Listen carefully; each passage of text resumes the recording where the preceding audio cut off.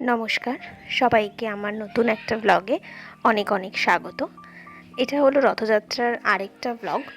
আমরা আমাদের এই ছোট্ট রথটাকে সবাই মিলে কেমন করে সাজিয়েছি সেই ভিডিওটা নিয়ে তোমাদের কাছে এসেছি।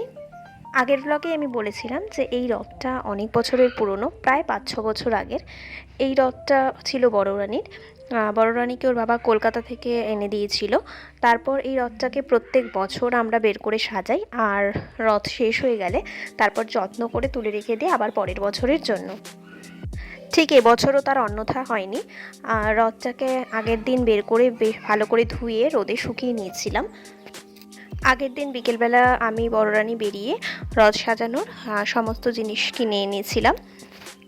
তারপর রাত্রেবেলা বসেছিলাম আমি রথ সাজাতে। শুধু আমি একা নই, বড় রানীর বাবা চলে এসেছিলো, তারপর ও বসে গিয়েছিল মেয়েকে হেল্প করতে। জানো তো, আমরাও না ছোটোবেলায় এভাবে ভাই বোনরা সবাই একসঙ্গে মিলে কি সুন্দর করে আগের দিন রথ সাজাতাম, আর তারপর আমরা পরের দিন সবাই মিলে একসঙ্গে রথ নিয়ে বেরিয়ে যেতাম। এখানে দেখো দুই বোন কি সুন্দর রথ নিয়ে রথ টানছে। ওদেরকে দেখে আমারও ভীষণ ছোটোবেলার কথা মনে পড়ে যাচ্ছিল। টানার পরে যেই টাকাটা উঠতো, তারপর আমরা সবাই মিলে রথের মেলায় গিয়ে একসঙ্গে পাঁপড় ভাজা খেতাম। কিন্তু অনেক বছর হয়ে গেল, সেই জিনিসগুলোকে মিস করি। জানো তো, এখন মনে হয় এমন কিছু কিছু মুহূর্ত আছে যেগুলো স্মৃতির পাতাতেই থেকে যাবে, ওগুলোকে হয়তো আর আমরা কোনোদিন বাস্তবে ফিরে পাবো না।